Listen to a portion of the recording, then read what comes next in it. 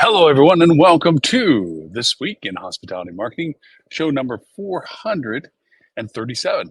I'm your host, Loren Gray, and welcome to beautiful Treasure Island, Florida. We are traveling right now, obviously, and we are on the rooftop of where we're staying.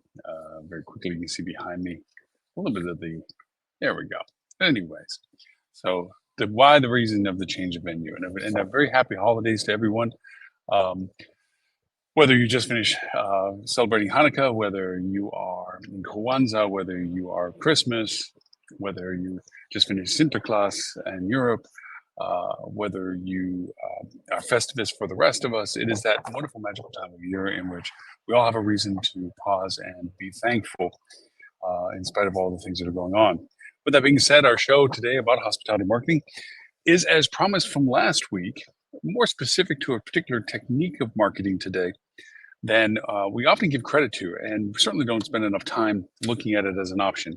The same caveat for last week's show about DOE, digital outside of the home advertising, digital ads, banner ads, broadcasts within local business venues like bars and doctors' offices and so forth. I allude to the fact that this week we're going to be talking about audio. So keeping with the idea that we're going to be talking about audio ads, the topic today is, can you hear me now? The power of audio ads. The caveat, as I said last week, is the same caveat I have for this week, and that is, this isn't the first thing for you to do. This isn't to do in lieu of other things that are more block and tackle, fundamental things of establishing proper SEO, proper functionality and navigation of your websites, content that is relevant and useful to your users, paid campaigns that are relevant to amplify that data in front of audiences that have been designated through filtering and targeting to be useful and helpful, a proper CRM relationship going on with your guests as they interact with your content. Those are all fundamental things that have to be done before you begin looking into the venturesome world of things that we're going to talk about today. Audio ads often don't get considered, one, out of deference of not being too familiar with them. A lot of times when I bring it up with client conversations, they weren't really aware that that would be a viable option. Now, we've talked over many shows about the viability of so many other platform types. OTT advertisement, which is your digital media now on smart TVs. That often is perceived by people as being way too expensive, something that when your TV advertisement was always for the big and the elite ability to advertise. And when you begin to show people the actual usage functionality of it and the price factor with it, they begin to realize that it's not out of reach. It's just never been utilized to the level that they would like to, with the caveat being that you need content. That same content requirement is the same for us today in audio ads. It's in order to use the medium of audio ads. We'll talk about what mediums exist and what options you have to have the content relevant to the messaging that you're doing. Not everybody, I have a face for radio. I used to work in radio for years as a young person, and loved doing it. And it's a certain finesse to it. The people tend to get nervous in front of a microphone, what have you. We have so many new tools now that alleviate all that for us. We don't have to be the person that does the audio ads. We can be as creative as we want with other voices because we have access to other voices beyond hiring voice talent to do so. AI audio has really improved the humanistic sound of what AI can produce, which means it's up to you and your keyboard to determine what they have to say and so forth. So you can make a lot of great customized ads and a diversity of them very affordably, where before it was prohibitive, because you don't have to rely upon hiring and paying for voice talent. That being said, if you have the means to do voice talent, it is by far the best means to do. One, it keeps an industry alive of very talented people, but most importantly, it also adds the reality of your audio ads with real people. No matter how good AI is at this particular moment, no matter how good you can be at manipulating the pauses that are necessary to make it sound human, the inflections, the intonations, the pace, the cadence, it still isn't as perfect as a human saying it in the sense of having somebody hired to do it. But for efficiencies and costs, we're going to rely upon the AI functionality to be your most useful tool right now in creating the diversity of audio ads that you need. That being said, audio ads, I am using my earbuds. There is a bit of a breeze, so if there is bad audio, my sincere early apologies for that. Hopefully my louder voice will supersede any of the background noises. We'll see if the Apple Pro head buds do good at noise canceling for the recording. So with all of this, we have audio ads as a medium to get messaging out. But why audio ads? What's the value of audio ads? I mean, we're all familiar with radio. We're all familiar with podcasts, which is fun to say because for so many years, as you know, we do an audio podcast outside of our video show. And we've been doing it now, actually 17 years we've been doing the podcast. The past 10 have been weekly. And it used to be in order to listen to a podcast, you actually needed to know and have an app that would listen to the audio file of a podcast. And it was very hard to get it in front of people. You put it on your website, you tell people you had it. And it was really just an audio recording. There's a very hard way of getting it out. Now, podcasts are almost a passage of rights for anybody that is trying to be in the public eye. If you're doing anything that requires an audience, you should, by mandate, have a podcast related to what your topic is. We're not trendsetters, but we've been doing it for a very long time. And it's nice to know that we have that longevity to our podcast. We are global. We are actually with an audio radio station, in addition to our TV channel. We do have a hospitality radio, if you haven't checked us out already. On it is several varieties of podcasts, all related to our industry, all designated to play at certain times of the day based on time zones, so that we get a good mix of anything from marketing to revenue management to sales to operations. Just a lot of good stuff. There are different shows for all different things from different people that are experts in their field. So again, not to be self-indulgent in what we do for audio, but audio is in its own space now. We've also have transitioned from listening to localized radio, which was the matter of how big of an antenna we had in the area that we're at to catch the local advertisement, to having digital mediums of radio. Now, there's a difference between music channels like Spotify, iHeartRadio, that will play music, your music, the music you like, the music playlists that you like, and so forth. There's free versions, there's paid versions, and there's premium versions, all basically on a scale of how much advertisement is in any of them.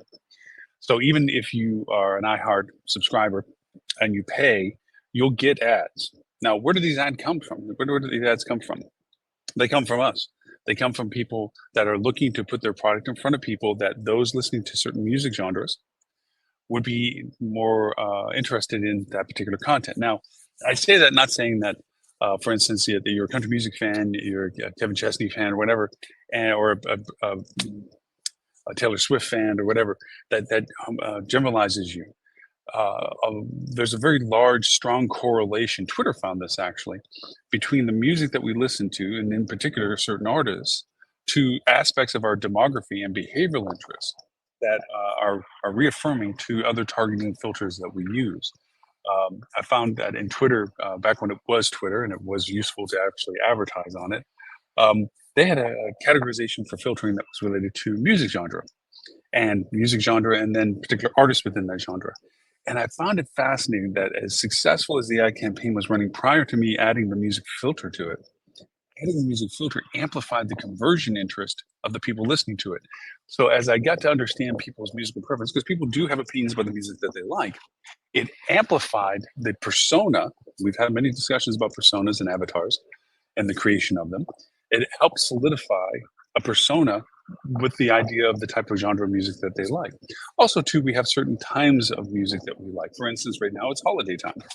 And outside of wearing it out that we listen to it 24/7, we do include it into our routines at this time of year that we don't include other times of years. I mean, there's reasons why there's holiday songs that are big #1 hits right during the season. You don't play Christmas songs other times of the year, but you do play Christmas songs during Christmas, and so forth and so on. So music has a very strong influence on audiences, the ability to get in front of audiences. Um, those same set platforms like iHeartRadio, Spotify, and what have you, they also have podcasts and so forth. They have other audio aspects to it. And all of those are discernible as to what audiences you want your product to be put in front of. Just like any other ads, video ads, and what have you, you have duration, you have longer and shorter ads. Some are very quick and fast, 10-second, 15-second, others are 30-second, 20-second, and even the other ones are slightly longer.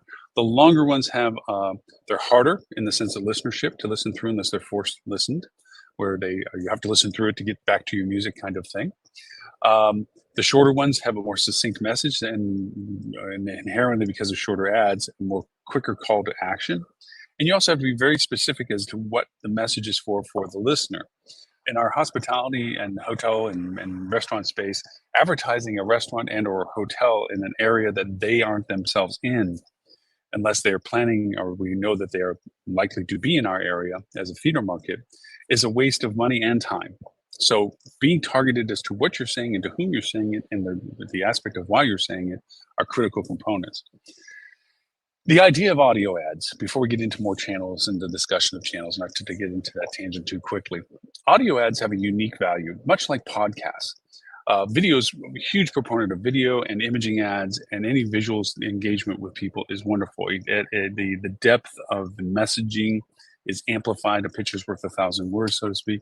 Videos are worth 10,000. So, the idea that you can visually add context to what you're talking about in advertising is a wonderful thing.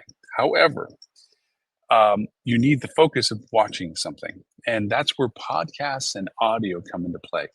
There is a reason why we don't have videos in cars, because you can't drive a car and watch a video. However, we, for decades, have listened to radio stations while driving. We can listen to music. Podcasts have filled that niche. Podcasts, you can listen to a podcast while doing other things like working out, on a train or transit, driving to work, waiting in a doctor's office, waiting for an office, waiting in the waiting room, um, taking a walk. Podcast and audio is a very personal. You're basically, any podcaster knows that your voice is in their head. They're listening to you. You're talking to them. They're not feeling like they're in an audience listening to you on stage. They're instead listening to you as if you were being talked to. And that intimacy, that personalness is a very endearing value proposition to podcasts. Podcasts inherently give great value to that. Same too with radio, listening to music. When you're listening to music, it's funny. I always ask people that I work with in different ways. It's like, do you listen to music when you work? I can't. Music is music. If I'm listening to music, that's all my mind is connected and focused to. Where other people, they need the music in the background while they work. It's a very symbiotic relationship with listening to music. So all of us listen to music differently. And that being said, all types of music differently. And with that comes the idea of how you can advertise on these platforms.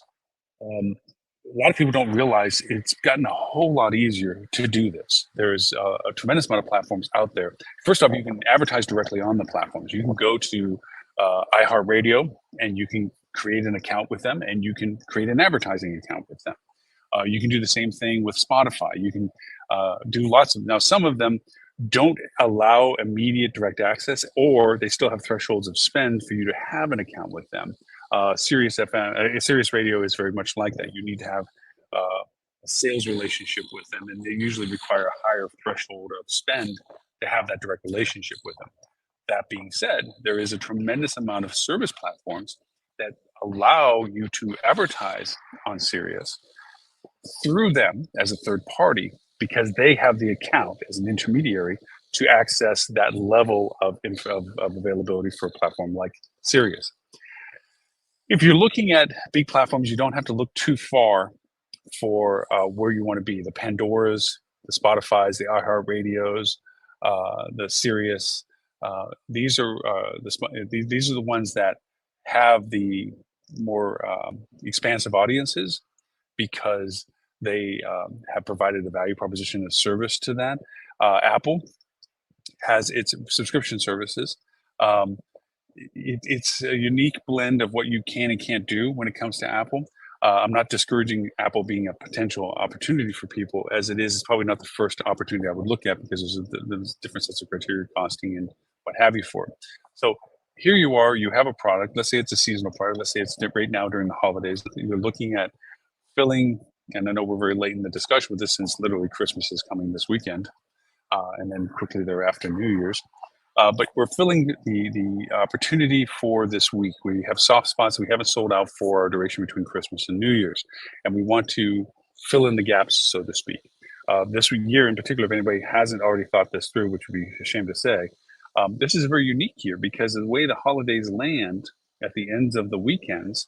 Then anybody that has PTO time or personal time still left over, or has the luxury of being able to benefit to find their time off, they only have to take a couple of days on a Tuesday, Wednesday, Thursday, or thereabouts, to get off the entire duration of Christmas to New Year's. Unlike where sometimes if Christmas landed prior to the weekend, it makes it a little bit harder to connect the two holidays together. But this year makes it a little bit easier to get quite a good lengthy vacation time. Digress. Going back to focusing things. So you have audio ads. Now, audio ads can be as specific to your feeder markets, and it can be as specific as your local drive market. Depends on what you're trying to put in front of them. I did it as a test on a recent road trip we were taking back from Dallas to Florida. And I listened to digital radio, the Spotify's and the iHeartRadios and the Sirius. And what I found impressive was as I drove, and this is 6 hours ish a day driving, so we're going through some distance, a few hundred miles. Um, the audio ads that were exposed on those channels for me were very localized ads. As I'm going by a certain town or a certain area, um, I'm literally being presented with auto repairs and local retail and so forth in that market as I'm driving through, even though I'm listening to quote the same channel as I'm traveling. I changed channels between music genres, same ads, actually not the identical ads, but ads still in the markets that I was physically traveling through. So the geocentricity of audio ads is now doing very well. I can put ads in a geo area, radiant area, fenced area, geo fenced area, that I want these ads, these audio ads to play only in this area. Why is this beneficial? Well, a lot of it can be a couple of fold. But let's again taking our holiday example here. Um, you have family that's coming in, and rather than crowd the house, you think it might be a smarter idea for them to stay at some hotel that's nearby to you.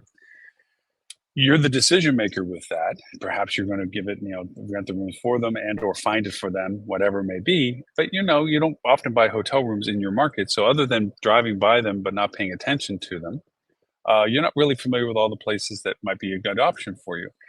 Localizing your advertisement to uh, hit your local market with, hey, needing a hotel room between the holidays for family that is visiting, we have this great rate or whatever, can be a nice, quick, fast call to action engagement in audio. Um, if you're looking at feeder markets where you have known entities coming in because you have a certain lift that's coming to your airport, and you know that they've already predetermined to come in, and they're thinking about, and this does happen quite regularly, reaffirming that they have the best rate, best location to where they're staying, they'll look around again to make sure that there's no other hotels that have offered better deals since the last time they booked, or that the hotel they're staying in may be offering a better deal than the one that they booked. This is your window of chance to create an option for them. If you're, say, for instance, have a flight lift coming from Cincinnati down to your market, and you target Cincinnati going, hey, even if you have planned where you're going to plan, we have the best rates we have right now. And we're next to the festivities, next to whatever the call to action value of your ad is, it might make them look at you again and say, well, at the time I didn't pick them, but now they're offering some sort of deal and they were closer to the stuff I wanted to do or closer to the reason I'm going. So let me look at them again, and maybe get a little shift. Maybe they cancel their other booking and stay with you. There's ways of doing this because the spontaneity of the audio ads isn't about them looking now for ads that show up because they're searching in their education process or the discovery process. They've already gone through that. What you're doing is making awareness of your options to them in a very personal, quick way. It's the same reason why video ads, if people are looking for things and you're presenting yourself in retargeting and in targeting in front of them, it all goes with the flow of consideration. But it's very few tools that can work outside of that realm as well. And audio ads can do that. They can reconnect with people that have already made decisions. They can connect with people that haven't made a decision but haven't also begun the process of discovery yet either. You can sway them to look at you first. So they have a lot of good usefulness in how you use them and how you target them. Now, when it comes to the targeting, geography is obviously a huge one when it comes to audio ads. The other is the medium, and the medium can be as straightforward as a podcast where it's topic related. Um, people are talking about travel or travel plans, or I travel, or there's a lot of influencers in markets that do a lot of shows about what their market does. On our beach, we do such and such. We're having this Christmas festivities and so forth. And you advertising on that is one, it shows community support potentially. And the two is that it shows continuity, that if they're listening to that podcast for the content about things to do in that market, you're placement of the ad can be affirmational about a consideration that they might have. Like, you know what, even though we're here, let's go stay at that resort on the beach. We don't live on the beach, we live by the beach. So let's make it a little staycation thing and let's just get out of the house and stay there for a couple of days. You never, these are the things that happen with that spontaneous staycation, local proximity kind of stuff. When you're talking about beyond podcast and topically driven things such as that, and you start talking about music, there is music genres based on demographies. People like certain musics, and there's certain music that is liked at certain times. We already talked about the holiday listenership and listenership and so forth. You can be a part of that process. Go to the stations that are playing Christmas music, or people that are listening to Christmas music, and advertise yourself on those channels while they're in production. Like you go to iHeartRadio and say, I want to be on the channels that are country Christmas songs, or country channels, and Christmas songs is another one. You can fraction this all up, and then you make an audio ad that you literally type what you want and have the voice that you would like to have it said in. And you don't have to be too fancy with this. It can be quite literally a nice, wonderful statement. It's like, we hope that you all have a wonderful Christmas. And if you're in the such and such market, we have a great, this is our offer. Hope to see you with us, you know, whatever. Or you can make it as a nice branding awareness. Is like, from all of us at the XYZ Hotel and Resort, wishing everyone of our family and our community a very joyous and Merry Christmas. That can be something. You can also tell them how they get a hold of you. Use code XYZ if you want to see the ad. Just look for Hotel XYZ using code ABC. You can tell them what to do. It makes it much more of a immediate call to action that you can call that for. Now, sometimes it's not going to be remembered, most likely often not remembered, but just the affinity of mentioning who you were for why you're mentioning it can be the catalyst for them to go over and then rediscover you and or discover you for the first time. All of these channels have these capabilities. All these channels have this ability to target in these ways. You also have the ability to create audiences that are asimilar, lookalike audiences, to audiences that you already have. The ability to define who you think in general is similar to the people that you have already engaged with, much like we talk about with lookalike audiences on Google, on Bing, on Facebook. Same utilization for the audio ads. It's a wonderful tool for a lot of reasons. It's a very immediate call to action.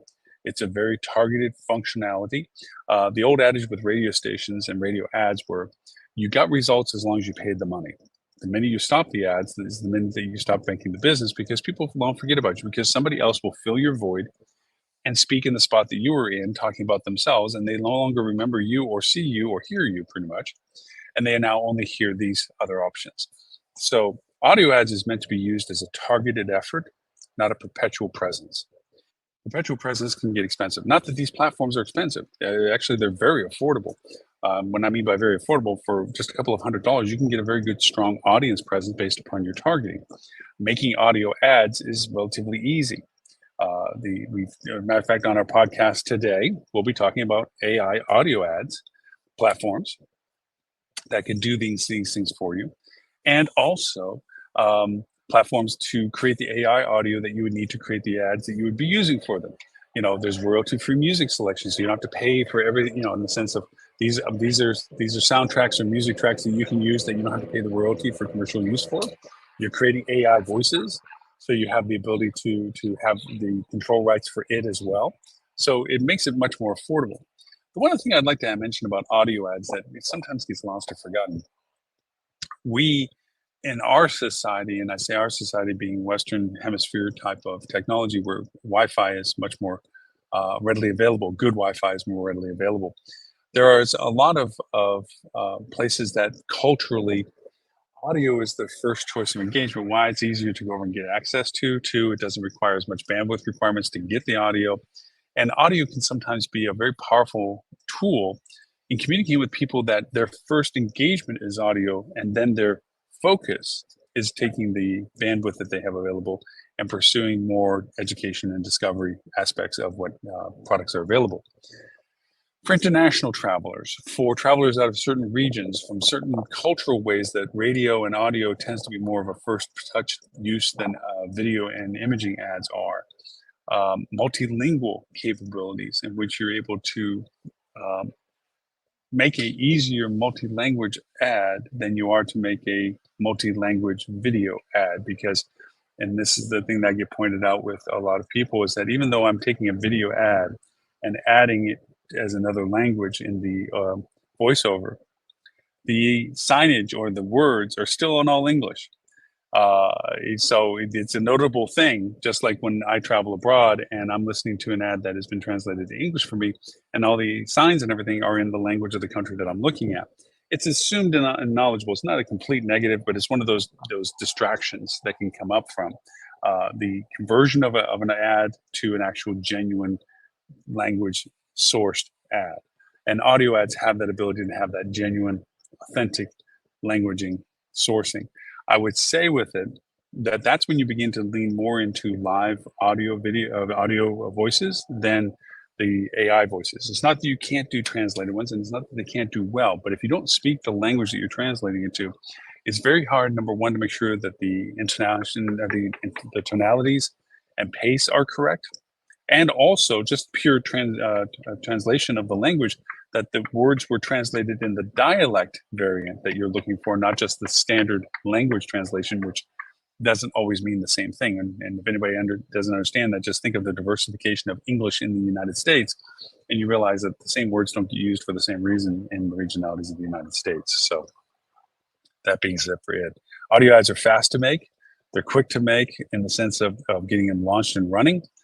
They're affordable in the sense of the small cost to get them going. Excuse me. And the ability to target them effectively with quick call to actions is very powerful. So again, can you hear me now? The power of audio ads. Don't want to keep drumming a drum on this. They're viable. They're useful. They're very good about amplification at certain moments, branding at certain moments, targeting for most definitely for certain efforts. Are they perennial and persistent? No. They're like with any tool, they're useful at the time that they're being used. Audio ads do have an engagement based on exposure, not so much conversion. So there's a realistic of metrics as to what you're looking at is how much audience did I get in front of? And depending upon what the messaging and the call to action is there's a metric to track that conversion that you're tracking for is measurable. If not, then you're really looking at awareness into the market as to whether it amplified by exposure a lift in anything and everything else that you have out there in the market for the same thing. So with that, I will be talking to you after Christmas. So a very Merry Christmas to everyone globally. We will rebroadcast this show as normal Wednesday, 11:30 a.m. Sydney, Australian time, which is in the middle of summer. 11:30 a.m. Wednesday morning, London, UK time for our EU and Mideast friends. And of course, we'll be doing our audio podcast about AI tools and all marketing platforms for audio this afternoon. So look for that. That'll be podcast number 427. Thank you for watching us on our TV station, the Hospitality Channel. We're in 209 countries. If you're watching us on our simulcast on Facebook, LinkedIn, Twitter, or YouTube, thank you so much for all of that. If you want to catch us on all of our reruns for this show and all the shows we've done over the past 10 years weekly, we're in our 10th year weekly, then you can go to hospitalitychannel.tv. And if you want to listen to our radio station, hospitalityradio.com is our website, but you can catch it on 26 different international radio broadcasting platforms as well. So with that, my name is Loren Gray. I thank you for the privilege of your time, and I look forward to talking to you all next week. Merry Christmas, everybody.